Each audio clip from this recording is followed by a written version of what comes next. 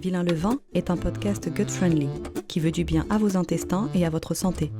Il vise à vulgariser des procédés culinaires ancestraux qui réapparaissent dans nos cuisines, mais qui sont souvent appréhendés car peu connus.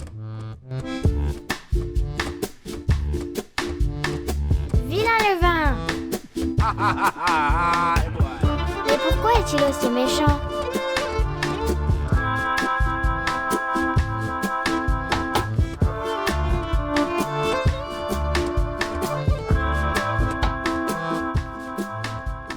Épisode 9. Le pain d'avant. Vous faites combien de fournées par jour, Madame Le Sage? 3, des fois 4. Et la première à quelle heure? La première à quelle heure? À 2 heures du matin que je me lève. Tous les jours? Ah oui, monsieur. Et le samedi, des fois à 1 heure. Je ne suis pas comme tous ces fainéants maintenant que c'est des œufs sous le bras qu'ils ont. Là, il faut travailler le pain. C'est pas en dormant qu'on fait du pain. Il y a des fois la Catherine qui parle à la télé, au poste là. Hein. Ah, il faut des ci, il faut des là. Non, il faut travailler son pain. Et de la bonne farine. Et pas de la pilule, ni pas de la poudre. Honnêtement. Il faut le poignet. Oui, c'est le poignet qu'il faut. Et puis, il faut avoir du goût pour son pain. Il faut l'amour de son travail. Mais maintenant, ils l'ont plus. Ils sont trop fainéants, tous ces jeunes galiros. Là. Qu'est-ce que vous pensez des hommes? Le bon pain, le pain à l'ancienne. Celui qu'on aime respirer et qui se conserve dans un torchon sur le plan de travail. Celui qui chante lorsqu'il sort du four, qui crépite, qui raconte un peu de son parcours et qui nous parle de sa composition. Le pain chaud, qui embaume la maison même quand la porte du four est fermée. Celui qui croustille lorsqu'on le coupe, dont les miettes se mangent du bout du doigt. Celui dont la mie exhale des parfums de froment, de citron et de fruits, qui contrastent avec la caramélisation de la croûte craquante. Le bon pain, celui à la mie grise, parfois brune, ou plutôt beige et crémeuse, celui qu'on aime nature ou chargé de graines généreuses et torréfiées, celui qu'on aime partager et qui nous rassemble, le pain fait avec du blé tendre, de caractère, celui qui a pris son temps et que la fermentation est venue affiner, le pain de Madame Le Sage, sans pilule et sans poudre, celui qui est honnête, parce que c'est le poignet qu'il faut, et puis il faut avoir du goût pour son pain. C'est dans cette optique-là que je suis venue la semaine dernière chez Guillaume, qui m'a proposé un atelier de panification autour des variétés de blés anciens. Les variétés anciennes, on commence à en reparler avec le retour du pain maison et de la fabrication du levain. Vouloir faire du bon pain amène en même temps une conscientisation au niveau du choix des matières premières, et si on pousse un peu la démarche, on s'interroge sur ces variétés de blés anciens, aussi appelées variétés paysannes. Les variétés paysannes, contrairement aux semences fermières, qui sont pour la plupart hybridées, clonées et qui finissent par dégénérer lorsqu'elles sont ressemées, eh bien ces variétés paysannes sont, elles, sélectionnées directement par le paysan. Elles possèdent une grande variété génétique et s'adaptent à leur environnement. Rouge, blanche, bleu, noir, les variétés de blés anciens affichent la couleur et la hauteur. Certaines espèces font près d'1,80 m. Ça contraste fort avec les champs uniformes que nous croisons régulièrement sur les routes de campagne, n'est-ce pas? Le blé est apparu il y a plusieurs dizaines de milliers d'années, pendant la période néolithique. Ce n'est que vers 1950 que les variétés hybridées, ou semences fermières, ont commencé à faire surface pour des raisons de rendement et de stabilité. On peut donc dire qu'il y a un peu plus d'un demi-siècle, toutes les variétés de blé étaient paysannes. Mais revenons-en à notre atelier. Je vous emmène aujourd'hui avec moi chez Guillaume, dans son Sourdough Lab, et nous allons faire du pain ensemble. En même temps, tu m'as dit la blonde de... J'ai du mal à écrire. Celle-là, c'est la blonde de... Blanc de Noël. Blanc de Noël, voilà. Ici. Mais elle est bien blanche. Blanc de Noël est bien blanche, Ouais. mais pour le coup, c'est limite la farine, en tout cas le blé de variété la plus ancienne, D'accord. parce que du coup, c'est une variété qui est à la base du rouge de Bordeaux Ok. et du bleu de Jarret, etc. Mhm. Donc c'est vraiment la base de nouvelles farines, en Ok. tout cas un peu plus Ouais. récentes, peut-être un peu plus anciennes du coup. Après, ce qu'il faut faire la différence, c'est pas vraiment appeler des farines blés anciens, parce qu'au final, ça veut pas dire grand-chose. Mhm. On peut soit appeler ça des variétés de blés anciens, Ouais. ou alors des blés paysans. D'accord. Parce que justement, moi, la question que je voulais poser, c'est ça. C'est en fait, en somme, parce qu'on entend beaucoup parler maintenant des blés anciens, justement. Et en fait, en définition, c'est quoi un blé ancien, quoi? En définition, en fait, un blé ancien, ça n'existe pas. Moi, quand j'entends ça, je me dis que c'est un blé qui a maturé pendant 200 ans dans une cave et qu'il a été récolté il y a 200 ans, etc. Au final, non, c'est impossible. Donc, c'est pour ça qu'il faut appeler ça variété de blé ancien. Parce que, par exemple, c'est des variétés qui ont été sélectionnées il y a peut-être des centaines d'années, 40 ans, 30 ans, etc. Et elles ont été sélectionnées par les meuniers, les agriculteurs, et elles ont été poussées, donc semées, etc. Et du elles coup, ont été ça sélectionnées reste en fonction de leur qualité, de justement. leur qualité, voilà, au fur et à mesure des années. etc. Par exemple, Roland, s'il va sélectionner des blés dans des champs, il va dire voilà, celui-là il a un bon rendement, celui-là il a une belle couleur, il se développe bien, donc il va faire des tests lui selon comment il veut. Et du coup, chaque année, il sélectionne des blés et il les ressème au fur et à mesure. Donc pour le blé de population, par exemple, c'est une dizaine d'années de sélection dans plusieurs champs différents pour arriver à une population de blé, ou en tout cas de céréales, parce que du coup, c'est des mélanges. C'est des mélanges, voilà, c'est ça. Là, dans le blé de population de Roland Feuillas, il y a environ, ce qu'il m'avait dit, une dizaine ou 13 variétés de céréales différentes. Donc, sachant que dans les variétés de blé anciens, tu en as une cinquantaine, plus ou moins. Ah ouais, il y en a énormément. Et après, même par exemple, blanc de Noé, c'est une variété en elle-même. Donc il y a différentes variétés de blanc de Noé. Comme un rouge du Roc, un rouge de Bordeaux. Tu auras des rouges de Bordeaux très très rouges et des rouges de Bordeaux un peu plus blancs.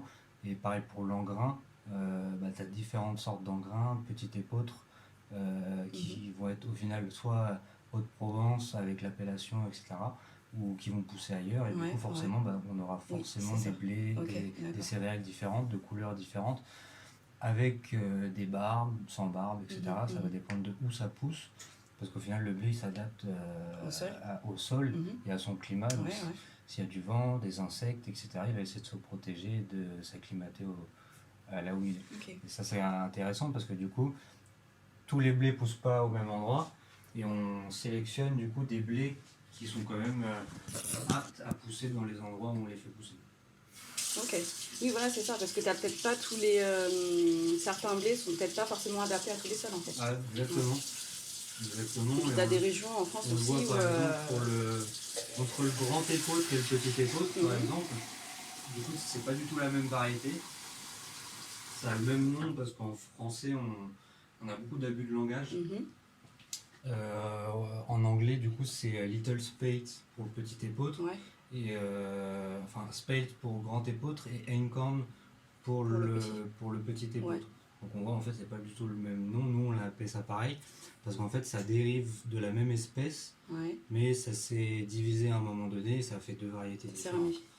Du coup le grand épeautre c'est une variété complètement nouvelle, donc c'est un blé nouveau avec le même génome que des blés nouveaux qu'on fait pousser maintenant. Alors que le petit épeautre, c'est un blé non hybridé. C'est-à-dire qu'il a la moitié moins de génome, en tout cas en termes de chromosomes, il doit être à 14, quelque chose comme ça.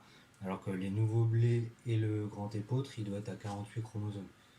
Donc en termes de division cellulaire, imagine que pour digérer, toi, dans ton estomac, et diviser un ADN avec des enzymes, etc., 48 chromosomes et 14, c'est pas la même chose. C'est pas du tout la même chose. Ah oui, donc là on rentre vraiment dans le microcosme du grain, quoi. Ouais, et puis en plus, du coup, on voit que déjà tu as des chromosomes, des génomes, tout ça à assimiler, à diviser, etc. Et derrière, tu vas avoir tout ce qui est l'amidon, le gluten, qui du coup est travaillé. Dans l'agroalimentaire, on va appeler ça des bons blés.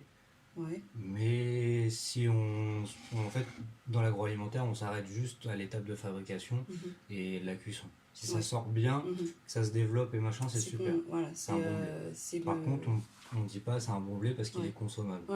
On s'en fout. C'est un bon blé parce qu'il fait un bon résultat. Voilà, après, le reste. Exactement. Donc, pour l'autolyse, blanc de Noé, on va hydrater à 80%. Donc, c'est une base, une moyenne en général. Je prends pas réellement la température de base. Là, mon eau, elle est un petit peu chaude Donc c'est pas mal parce qu'on va démarrer l'autolyse et après la température elle va commencer à baisser. Ok. Là elle doit être à environ à 40 degrés. Elle est quand même chaude. Elle est quand même un peu chaude Ouais. parce que j'aime bien démarrer à chaud Ouais. et commencer à baisser au fur et à mesure. Vous savez maintenant que le petit épeautre et l'épeautre ne sont pas les mêmes produits. Vous savez aussi que les amidons et les gluten sont différents dans les variétés anciennes et qu'ils sont bien plus digestes et assimilables que les blés nouveaux. Mais quoi d'autre ? Quel est l'intérêt profond de se mettre à utiliser ce type de farine ? J'ai posé la question à Guillaume et voici sa réponse. Par rapport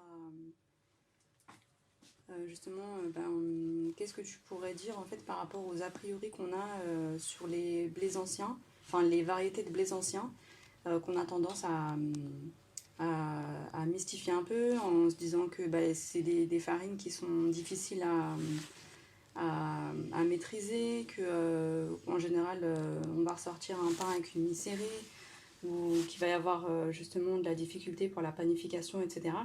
Comment est-ce que tu pourrais en fait encourager les gens à aller vers ce type de farine qui finalement est très prometteuse et puis te promet justement une promesse au niveau du goût, au niveau du rendu final? C'est difficile de répondre à cette question parce qu'au final ça va dépendre vraiment de la capacité des gens, en tout cas de leur motivation à essayer de trouver un produit qui leur correspond et qu'ils ont envie de travailler aussi. Ouais. Ouais. Moi je partirais surtout de l'inverse, à se dire est-ce que tu veux continuer à consommer des produits que tu connais pas, des blés que tu connais pas, sans savoir où est-ce qu'ils ont été produits, sans connaître leur histoire, leur variété et surtout l'esprit qui est derrière. Parce que sur un blé ancien, sur des variétés, sur une communauté qu'on a derrière, on a un suivi, une histoire et un procédé de fabrication qui est quand même plus beau que ce qu'on a sur des blés nouveaux. Et au final, on sait pas exactement la variété, on sait pas l'hybridation, on sait pas ce que ça va faire sur notre organisme. Alors que des blés anciens, non hybridés, qui ont une vie, qui ont un passé, qui ont une histoire, c'est la confiance derrière. Donc, plus on va faire confiance à l'agriculteur, au blé, plus on va se sentir à l'aise, plus on sera mieux dans notre peau, plus on sera mieux dans notre consommation, etc. Donc je pense que c'est surtout à ça qu'il faut se dire. Okay. Ce que je veux consommer, et derrière je pense que tout suit. Si tu as envie de consommer mieux, tu vas apprécier le fait d'aller chercher des différentes variétés de blé et de plus en plus t'y intéresser et à trouver justement la façon dont tu as envie de les travailler. Okay. Parce que même si tu as envie d'avoir des alvéolages intéressants, etc., tu peux travailler des blés anciens de la façon dont tu veux, faire des crêpes, faire des trucs, pas forcément faire du pain au final. Ouais. Donc on peut faire des cakes, on peut faire des gâteaux avec des blés anciens, ça pose pas du tout de problème. Et on voit que au niveau des arômes, des goûts et de toi, comment tu vas ressentir le truc, tu en seras forcément plus satisfait que de travailler des blés qui n'ont pas de vie, qui sont morts et qui n'ont pas d'histoire en fait. Ouais. Et du coup, l'histoire d'un plat, c'est comme la Madeleine de Proust. L'histoire qui est derrière, ça fait la sensation, l'émotion de le manger. Et je pense que la nourriture, c'est ça. C'est l'histoire du produit en fait. Surtout l'émotion que ça te donne et l'histoire du produit. Donc je pense que c'est surtout ça dont il faut parler. D'accord. Pas seulement le se dire, voilà, moi je veux travailler des blés anciens parce que c'est forcément mieux, etc. Non, je veux travailler des blés anciens parce que les blés d'aujourd'hui ne me conviennent pas et que j'ai envie de me rapprocher de la nature et moi de comprendre un système, un fonctionnement qui me se rapproche plus de la vérité, de la nature et de l'écologie que le reste en fait. Donc en fait c'est surtout lié à une histoire de démarche et puis aussi de faire attention en fait à ce que tu vas consommer, parce que finalement ce que tu vas consommer c'est toi qui vas le manger. Donc c'est une sorte aussi de respect de soi-même en fait. C'est ça, finalement. Et puis des farines nouvelles, des blés anciens, ils sont super faciles à travailler. Donc ce qu'on parlait tout à l'heure, la force boulangère, tu vas pétrir, le truc, ça va se pétrir super facilement. Le réseau de gluten, il va avoir tellement de force que tu vas pas avoir besoin de forcer ou alors surpétrir pour avoir des bulles, etc. Ça va faire des produits qui vont pas être forcément très digestes, vont pas être de qualité. Et le fait de travailler des blés anciens, c'est beaucoup plus naturel. Tu te rapproches plus de la sensation de pétrir. Est-ce que ça colle? Est-ce que c'est élastique? Travailler un réseau de gluten, le comprendre sur différentes variétés de blé. Alors que aujourd'hui, on est sur des espèces de mix où tous les meuniers vont essayer de se rapprocher de la même chose. Un standard, une sorte de standard de farine. Ouais. Parce que du coup, dans l'industrie, l'artisan qui est dans le 77, il a besoin de produire exactement la même chose que l'artisan qui est sur Paris. Ouais. Alors, il faut une stabilité en fait au niveau du résultat. Alors que cette stabilité, normalement, elle n'est pas censée exister. Vu que sur 2 boulangers qui travaillent dans la même entreprise, tu n'auras jamais le même résultat. Mais du coup, on est dans une standardisation où on veut que tout le monde produise la même chose. C'est un peu comme c'est ce qui a fait aussi que la levure boulangère aussi a été introduite exactement, parce que complètement après dans la boulangerie. Les levains, c'est tellement variable que là, on a sélectionné une espèce qui va nous faire toujours le même résultat. Tu es sûr en fait d'avoir le même résultat à tel moment. Et on le voit, plus ça prend, là t'as vu, ça a pris vachement de couleur d'un coup. Ouais, super, oh là là, magnifique. On va pouvoir le sortir. Finalement, c'est un réapprentissage parce que, et c'est aussi un peu de lâcher prise aussi, parce que tu te dis... Au final, tu te rapproches, c'est l'apprentissage de la vie en elle-même. Voilà, c'est ça. Tu n'auras peut-être pas le même résultat, tu n'es même pas sûr en fait du résultat. Recomprendre ce qui se passe et comment tu dois toi réagir. C'est un gros travail sur ça, soit je crois aussi, parce qu'il faut accepter aussi, il faut accepter justement que tu ne vas pas maîtriser totalement le produit. Et du coup, au final, tu ne maîtrises pas totalement tout ce qui se passe pour toi non plus. Il y a toujours des variables. Et moi, j'aime beaucoup faire correspondre ça à nous, la façon dont on réagit. Et, tu vois, moi, souvent, c'était des remises en question sur moi-même, à me dire, voilà, je pensais savoir ça, connaître ça. Et en fait, je me suis totalement trompé. Mais ça marche pour le levain et en final, ça marche pour tout ce qui est autour de moi. Parce c'est la vie, quoi. Ça réagit de la même manière. Waouh, oh là là. Il a pris vachement de couleur, non? Ça va croustiller. Quand la croûte elle est comme ça, j'adore.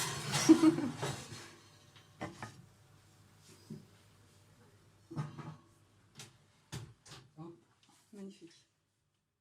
Après cette analyse hautement philosophique, nous avons continué, Guillaume et moi, notre atelier de panification. De la farine partout, des bannetons en folie, et du pain qui attend sagement d'être enfourné. En attendant cette étape cruciale, j'ai voulu revenir sur un a priori que j'avais concernant les variétés anciennes et leur temps de fermentation. J'ai cet a priori sur le blé ancien, comme quoi il supporte mal les longs temps de fermentation.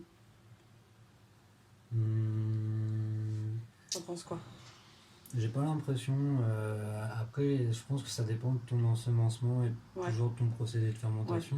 Je pense que si tu gères tes températures au début, tu fais des temps de pointage un peu plus courts et que tu gères simplement ton ensemencement, ton taux de sel, etc., tu peux pousser ta fermentation. Ouais, voilà, c'est ça en fait. Si tu voudrais par exemple pousser une fermentation sur 48 heures sur un blé ancien, et c'est ce que je fais parfois, tu peux faire un pointage bac pendant 24 heures. Donc juste poser ta pâte en bac et après la façonner et lui remettre 24 heures en après façonner. Donc tu rajoutes une étape de fermentation, donc entre un pointage bac, mais au final tu mélanges 2 procédés de fermentation pour rallonger ton procédé. Et puis aussi, je suppose qu'il faut mettre peut-être moins de levain aussi au départ, peut-être.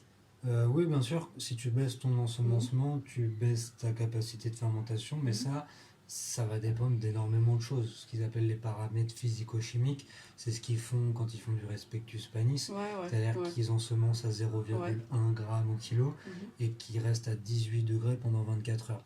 Si tu pars de cette base-là, que tu retranscris sur un procédé normal, on va partir à 27 degrés pendant 3 heures, et descendre à 7 degrés pendant 16-18 heures, au final ça équivaut à peu près. Donc si tu prends ces températures là et que tu essayes de les adapter, donc, tu tu vas te mettre au milieu des deux levains, donc entre 20% et 0,1%, Ouais. bah 5% on va dire, et tu vas doubler ton temps de fermentation par exemple. C'est tout à fait probable.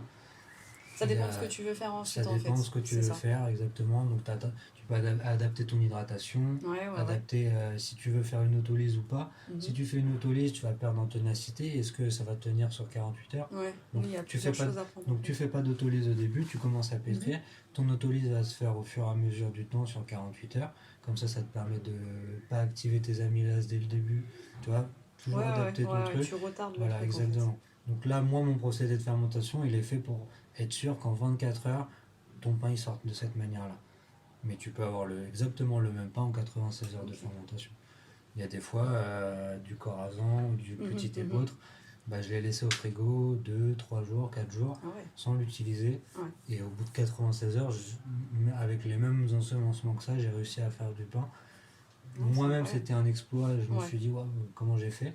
Donc j'avais des pâtes très acides, pas trop d'alvéolage, etc. Mais par contre, j'avais des résultats complètement différents en termes de goût, vraiment des arômes de noisettes, très gâteau, un peu genre des cakes très fondants, etc. Donc après, voilà, ça dépend du résultat que tu veux et t'adaptes en revenant aux températures, les temps de pointage, l'hydratation, la température de l'eau, l'acidité, l'ensemencement, le sel. Et tout ça va jouer sur le temps de fermentation et la capacité du pain à faire quelque chose de bien derrière.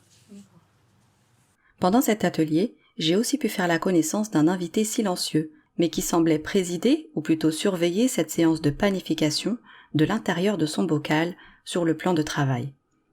Je veux bien sûr parler du levain de Guillaume, a.k.a. Sylvain le Levain. Ouais, il est fruité. Il sent le... Attends, c'est fou. Je sais pas, il sent l'ananas. Un fruit un peu piquant. Il est super fruité. Hein. Ouais, en ce moment, il est plutôt cool. Il y a une odeur de raisin. Ouais, c'est ça, c'est les raisins. Raisin. Bah, ça doit peut-être une fermentation malolactique qui a démarré. Hein. Souvent, ça peut créer des faux goûts selon les... Tu peux goûter?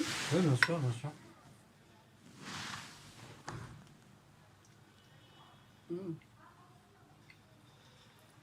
Un petit peu piquant là. Un petit peu piquant, mais en fin de bouche, tu vois. Et tu sens cette petite, ce petit gaz là, ces petites bulles qui se créent même dans la bouche. C'est incroyable. Comme les sucettes là. Les sucettes qui piquent. Ouais, exactement. Il a bon goût, Sylvain le Levain. Qui aime bien. Et là, juste d'avoir fait ça. Jean-Sébastien Bach. Et juste d'avoir fait ça, ça va te limite faire du bien à l'estomac, repeupler les bactéries, etc. C'est comme un Activia. Ah ouais? Bifidus actif. En fait, il vaut mieux prendre une mini cuillère de levain qu'un Activia. Bien sûr, même tu te prends du levain, tu te mets de la confiture dedans. C'est comme un yaourt. Hein. Ouais. C'est le même principe. C'est vrai qu'on n'ose pas en fait. On n'ose pas du tout le goûter parce qu'on se dit, ça va arracher. Souvent on a peur, mais de toute façon, si ton levain il pique, si ton levain il est pas agréable à manger, c'est qu'il y a un problème. Si ton levain tu le sens qu'il sent bon et que tu as envie de le goûter et que faut oser en fait, faut oser le faire. Comme le kombucha. Hein. C'est comme le kombucha. Kombucha, tu le sens, tu te dis waouh, c'est quoi ce truc. Tu le goûtes déjà, tu te donnes un avis sur le truc et tu vas sentir comment ça s'appelle, l'acidité, etc. Les présentations avec Sylvain le Levain sont terminées et le pain au blé de population a cuit. Il est temps de le goûter et de faire tomber le verdict. Est-ce qu'on peut goûter ce pain? Bah bien sûr. On va couper celui-là. Le fruit de notre labeur, enfin surtout du tien, hein, puisque tu as commencé hier soir à préparer les pâtes.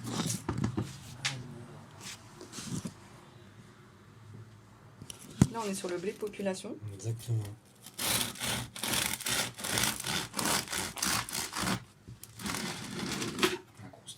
Ah ouais, ça s'entend, hein. La croustillance. Waouh, oh là là, c'est une beauté. T'as vu le coup du lamage qui favorise pas mal aussi l'alvéolage. Hein.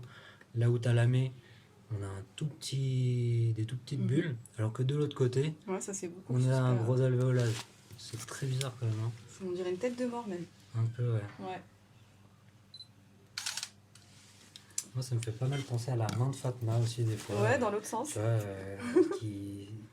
ça représente quand même quelque chose de vivant, du coup. Ouais. Comme une main qui te parle, qui t'accueille. Ouais. Mais l'ami peut dire beaucoup de choses. Je pense oui. que chacun il va y voir un petit peu des choses différentes. En tout cas, ça raconte le pain, hein.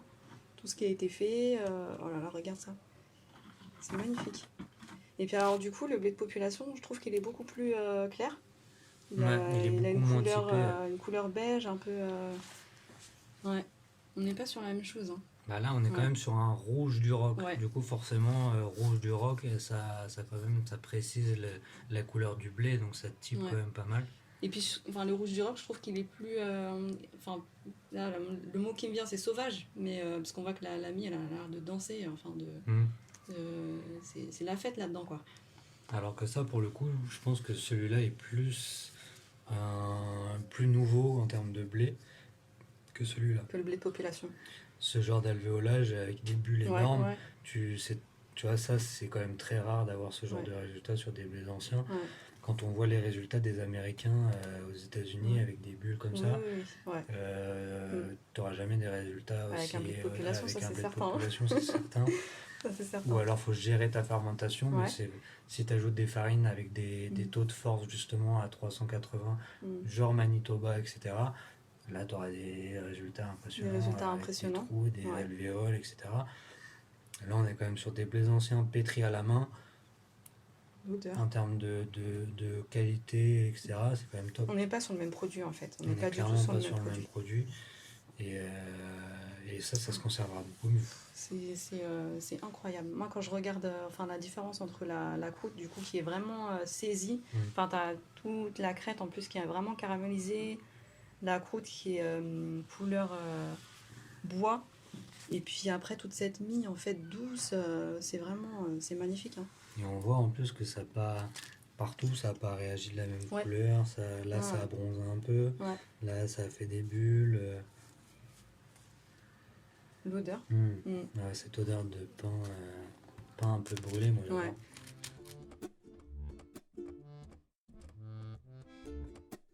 Pendant cet atelier, nous avons pu, Guillaume et moi, enchaîner sur 4 préparations différentes. Nous avons lancé la cuisson d'un pain au rouge du roc et d'un autre au blé de population, l'autolyse d'un 3e pain au blanc de Noé et la préparation d'une tourte de petit épeautre. J'ai beaucoup appris sur les variétés de blés anciens et sur leur capacité adaptogène et leur intérêt gustatif. J'espère que vous aussi, vous avez appris des choses et que surtout, ça vous a donné envie de les découvrir, ces variétés anciennes. Je remercie beaucoup Guillaume, alias The Sourdough Lab, qui a été pédagogue et prolifique en matière d'échange et de conseils. Vous pouvez le retrouver sur Instagram, sur son compte @TheSourdoughLab.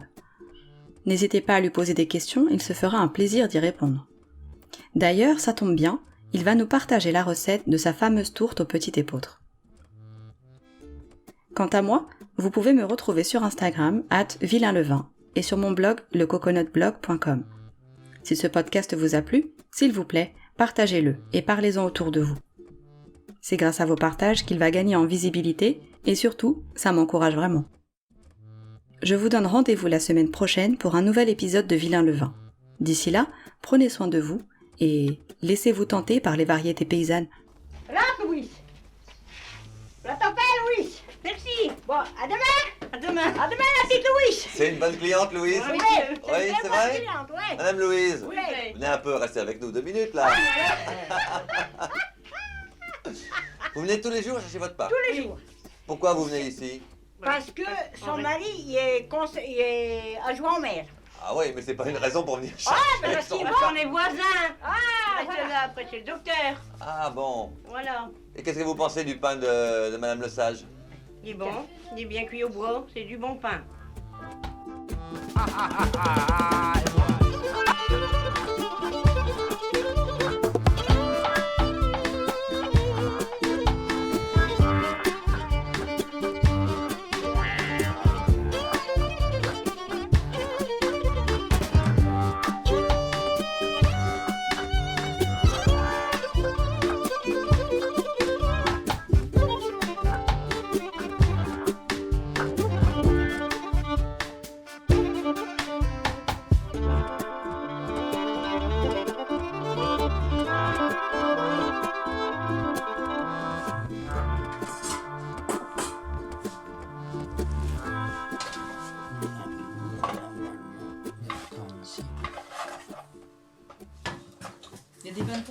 chez moi, Ah, ma copine en a marre. il y a de la farine partout, des bâtons partout. C'est clairement à laboratoire, elle me dit je suis pressée que t'aies ta boulanger pour que t'arrêtes d'en foutre partout. Et encore là, je commence à diminuer quand même mes quantités de farine, parce que normalement il y en a un peu plus que ça. Ouais, si tu t'écoutais, en fait, il y en aurait dans toutes les pièces. Carrément. Bon, ça va, heureusement que tu lui fais du bon pain à ta copine. Comme Ouais, ça, mais elle préfère les baguettes, Ah bon, c'est pas vrai. malheureusement.